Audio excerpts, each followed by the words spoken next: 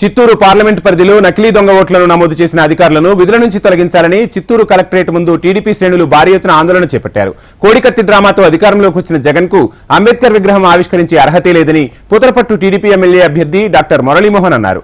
అంబేద్కర్ విగ్రహం పెట్టి దళితులను మోసం చేయగలవా అంటూ మురళీమోహన్ ధ్వజమెత్తారు.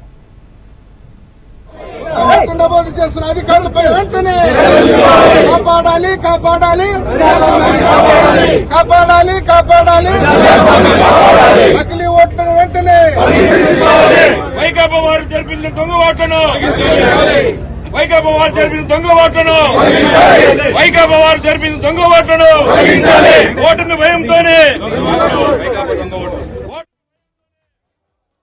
ప్రజాస్వామ్య పరిరక్షణకై ఓటుతో వస్త్రం కప్పితే ఆంధ్రప్రదేశ్ లో పాలకుడుగా ఉన్నటువంటి దుశ్శాసనుడు జగన్మోహన్ రెడ్డి నిట్ట నిలువున నట్ట నడిపుట్టున ఒళ్ళు ఊడుస్తున్నాడు.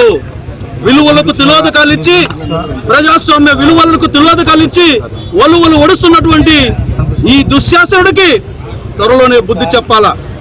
అధికారం కోసం, నీ దౌర్జన్యాల కోసం, నీ దాష్టీకాల కోసం దళితులను మభ్యపెట్టి, దళితులను మోసగించి, దళితులను చంపి అధికారం ఎక్కినటువంటి జగన్మోహన్ రెడ్డి ఈ రోజు 125 అడుగుల కాంస్య విగ్రహాన్ని పెడతానని చెప్పడం సిగ్గు.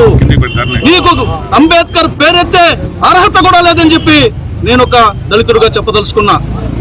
అంబేద్కర్ గారి పేరుతో ఉన్నటువంటి స్కీమును తొలగించి నీ పేరు పెట్టుకున్నటువంటి వ్యక్తివి నువ్వు. అంబేద్కర్ విగ్రహాన్ని పెట్టి దళితులను మళ్ళొక్కసారి మోసం చేయాలనుకుంటున్నావా? ఆ రోజు కోడికత్తు సీను డ్రామా ఆడి కోడికత్తు సీనుని జైల్లో పెట్టి ఈ రోజు అధికారంలోకి రావడం జరిగింది. అయ్యా 175 నియోజకవర్గాల్లో 29 ఎస్సీ నియోజకవర్గాలు ఉంటే 29 ఎస్సీ నియోజకవర్గాల్లో ఎస్సీలందరినీ పక్కకు మార్చేసి నీ ఇష్టం వచ్చినట్టు నీ తాబేదారులుగా మార్చంటే నీ అహంకారం ఏంటి? దళిత నియోజకవర్గాల్లో నీ అహంకారం, నీ పెత్తందారి స్వభావం ఏంటని నేను ఈరోజు ప్రశ్నిస్తున్నా.